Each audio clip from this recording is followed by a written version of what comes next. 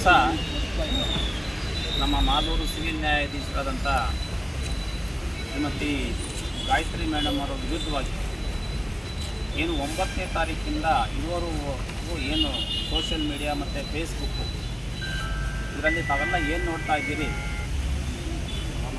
ಇದು ಸುಳ್ಳು ಸುದ್ದಿನ ಏನು ಹಬ್ಬಿಸ್ತಿದ್ದಾರೆ. ಅದರ ವಿರುದ್ಧವಾಗಿ ಇವತ್ತು ನಾವು ಕೋರ್ಟು ಕಲಾಪಗಳಿಂದ ಹೊರಗಡೆ ಇದ್ದು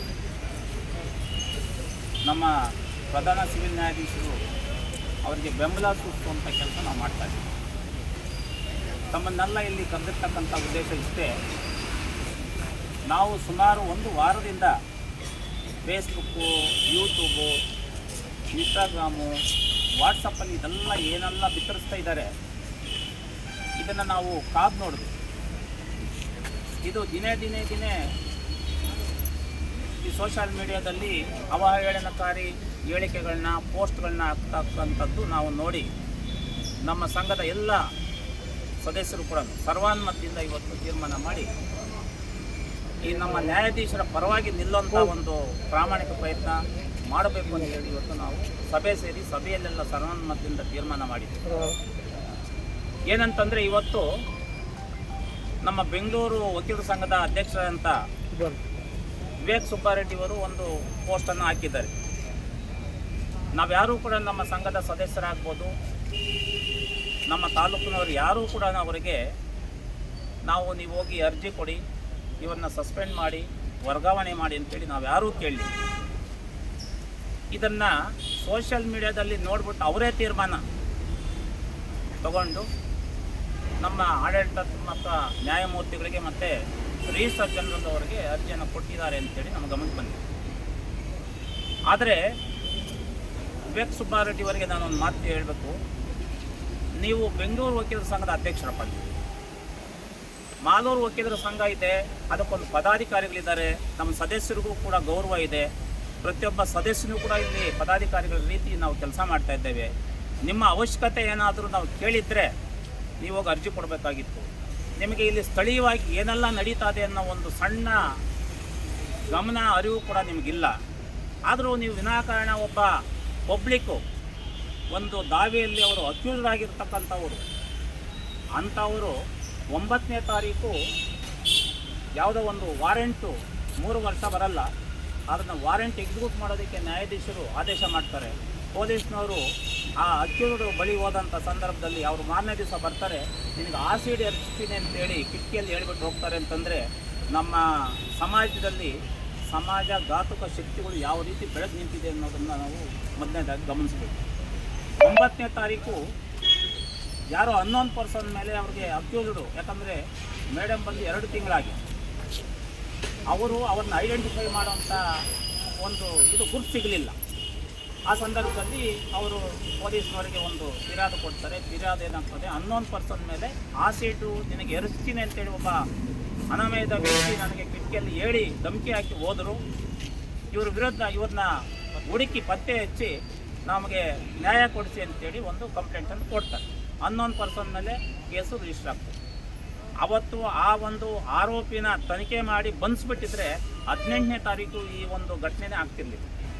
ಆದರೆ ಅವರು ಏನು ಮನೆಗೆ ಹೋಗಿ ಮಧ್ಯಾಹ್ನ ಊಟ ಮುಗಿಸಿ ಬರೋಂಥ ಸಂದರ್ಭದ ದಾರಿಯಲ್ಲಿ ಒಬ್ಬ ವಿನಯ್ ಮತ್ತು ವೆಂಕಟೇಶವನ್ನು ಇಬ್ಬರು ಕೂಡ ಅಲ್ಲಿ ಹೋಗಿ ಅಟ್ಯಾಕ್ ಮಾಡ್ತಾರೆ ಅಂತಂದರೆ ಕಾರ್ ಮೇಲೆ ಉಗಿತಾರೆ, ಬೇವರ್ಸಿ ಅಂತ ಅನ್ಪಾರ್ಲಿಮೆಂಟ್ ವರ್ಡಲ್ಲಿ ಎಲ್ಲ ಯೂಸ್ ಮಾಡ್ತಾರೆ, ಬೈತಾರೆ, ಕೈ ತೋರಿಸ್ತಾರೆ, ನೀನು ನೋಡ್ಕೊತೀನಿ ಅಂತ ಹೇಳ್ತಾರೆ.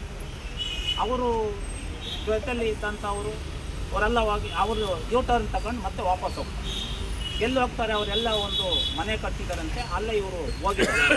ಯಾಕಪ್ಪ ಇದೆಲ್ಲ ಈ ರೀತಿ ನಮ್ಮ ಮೇಲೆ ಮುಖದ ಮೇಲೆ ಉಗಿದೆ ನಮ್ಮನ್ನು ಯಾಕೆ ಬೈದೆ, ಕೈ ಯಾಕೆ ತೋರಿಸ್ದೆ ಅಂತ ಹೇಳಿದರೆ ಅವರು ಬೇರೆ ಅವಾಚ್ಯ ಶಬ್ದಗಳಿಂದ ನ್ಯಾಯಾಧೀಶರು ನಿಲ್ಲಿಸ್ತಾರೆ. ಆದರೆ ಅದನ್ನು 9ನೇ ತಾರೀಕು ಆಗಿರುವಂಥ ಘಟನೆಗೆ 18ನೇ ತಾರೀಕು ಆಗಿರೋ ಘಟನೆ ಎರಡೂ ಕೂಡ ಒಂದು ಕುಟುಂಬದ ಸದಸ್ಯರೇ ಮಾಡಿರ್ತಾರೆ. ಅದನ್ನು ಪೂರ್ವ ನಿಯೋಜಿತ 9ನೇ ತಾರೀಕು ಆಗಿತ್ತಲ್ಲ, ಅದನ್ನು ಮನಸ್ಸಲ್ಲಿ ಇಟ್ಕೊಂಡು 18ನೇ ತಾರೀಕು ಇವರು ಅಟ್ಯಾಕ್ ಮಾಡಿದ್ದಾರೆ. ಅದನ್ನು ಇವರು ವಾಪಸ್ ತಗೊಂಡು ನಮ್ಮ ನ್ಯಾಯಾಧೀಶರು ಅವರ ಬಳಿ ಹೋದಂಥ ಸಂದರ್ಭದಲ್ಲಿ ಅಷ್ಟು ಒಳಗಡೆನೆ ಪ್ರೀ ಪ್ಲಾನು ಆ ವ್ಯಕ್ತಿ ಏನು ಮಾಡ್ತಾನೆ, 2ನೇ ಫ್ಲೋರ್ಗೆ ಒಂದು ಮೊಬೈಲ್ನ ಕಳಿಸಿ ವಿಡಿಯೋ ಮಾಡಿಸ್ತಾನೆ. ಅವನದೇ ಮೊಬೈಲ್ ಬೇರೆಯವ್ರಿಗೆ ಕಳಿಸಿ ವಿಡಿಯೋ ಮಾಡಿಸ್ತಾನೆ. ವಿಡಿಯೋ ಮಾಡಿಸಿದ್ದು ಯಥಾವತ್ತಾಗಿ ಈ ಸೋಷಿಯಲ್ ಮೀಡಿಯಾ ಮತ್ತು ಫೇಸ್ಬುಕ್ಕಲ್ಲಿ ಹಾಕಲ್ಲ. ಅದನ್ನು 3 ದಿವಸ ಸುಮಾರು ಕಡೆ ಮೀಟಿಂಗ್ಗಳು ಮಾಡಿ ಅದನ್ನು ಎಡಿಟ್ ಮಾಡಿ ಏನು ನಮ್ಮ ನ್ಯಾಯಾಧೀಶರು ಸ್ಟಾಪ್ ಮಾಡಿ ನಿಲ್ಲಿಸಿ ಅಂತ ಏನು ಕೆಲವು ಪದಗಳನ್ನ ಆಡ್ತಾರೆ ಅದನ್ನು ಮಾತ್ರ ಬಿತ್ತರಿಸ್ತಾರೆ. ಅವರು ಏನು ಅವಾಚ್ಯ ಶಬ್ದಗಳು ಅನ್ಪಾರ್ಲಿಮೆಂಟ್ ವರ್ಡ್ ಏನು ಯೂಸ್ ಮಾಡಿದ್ದಾರೆ ಅದನ್ನು ಒಂದೂ ಹಾಕಲ್ಲ. ಆದರೆ 8-10 ಕಡೆ ಹೋಗ್ತಾರೆ, ಇದನ್ನು ಬಿತ್ತರಿಸಿ ಅಂತ ಹೇಳ್ತಾರೆ. ಮೀಡಿಯಾದವ್ರು ಯಾರೂ ಒಪ್ಪಲ್ಲ, ಯಾರೋ ಒಬ್ಬರೇ ಮಾತ್ರ ಅದನ್ನು ಬಿತ್ತರಿಸುವಂಥ ಪ್ರಯತ್ನ ಮಾಡ್ತಾರೆ. ಅದು ಹಣ ಕೊಟ್ಟು ಮಾಡಿದ್ದಾರೆ ಅಂತೇಳಿ ನಮ್ಮ ಗಮನಕ್ಕೆ. ಆದರೆ 2 ತಿಂಗಳಾಗಿದೆ ನ್ಯಾಯಾಧೀಶರು ಬಂದು ಪ್ರಾಮಾಣಿಕವಾಗಿ ನಮ್ಮ ನ್ಯಾಯಾಲಯದ ಏನು ಆಡಳಿತವನ್ನು ಒಂದು ಮಟ್ಟಕ್ಕೆ ತಂದಿದ್ದಾರೆ. ಕೋರ್ಟು ಕಲಾಪಗಳಲ್ಲಿ ಭಾಳ ನಿಷ್ಪಕ್ಷಪಾತವಾಗಿ ನ್ಯಾಯಗಳನ್ನು ವಿತರಣೆ ಮಾಡುವ ಮುಖಾಂತರ ಒಳ್ಳೆ ನ್ಯಾಯಾಧೀಶರು ಅನ್ನೋ ಒಂದು ಹೆಗ್ಗಳಿಕೆಗೆ 2 ತಿಂಗಳಲ್ಲಿ ಅವರಿಗೆ ಆ ಒಂದು ಏನು ಪಾತ್ರರಾಗಿದ್ದಾರೆ ಮತ್ತು ಹೆಸರುವಾಸಿಯಾಗಿದ್ದಾರೆ. ಹಾಗಾಗಿ ನಮ್ಮ ವಕೀಲರು ಎಲ್ಲರೂ ಕೂಡ ಅವ್ರನ್ನ ಒಳ್ಳೆ ನ್ಯಾಯಾಧೀಶರು ಅಂತೇಳಿ ತೀರ್ಮಾನ ಮಾಡಿದ್ದಾರೆ.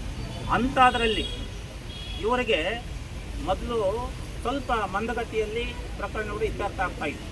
ಆದರೆ ಇವರು ಬಂದ ಮೇಲೆ ಭಾಳ ತ್ವರಿತವಾಗಿ ಪ್ರಕರಣಗಳು ಇತ್ಯರ್ಥ ಆಗಿದೆ. ಅದರಲ್ಲಿ 138 ಭಾಳ ಸ್ಪೀಡಾಗಿ ಮಾಡಿದ್ದಾರೆ ಅಂತ ಒಂದೇ ಕಾರಣಕ್ಕೋಸ್ಕರ 9ನೇ ತಾರೀಕು ಆಸೆದು ದಾಳಿ ಪ್ರಯತ್ನ ನಡೆಯಿತು. ನಂತರ 18ನೇ ತಾರೀಕು ಅದೇ ವ್ಯಕ್ತಿಗಳು ಅದೇ ಕುಟುಂಬದ ಸದಸ್ಯರುಗಳು ಕೂಡ ಒಂದು ಅಟ್ಯಾಕ್ ಮಾಡಿದರು.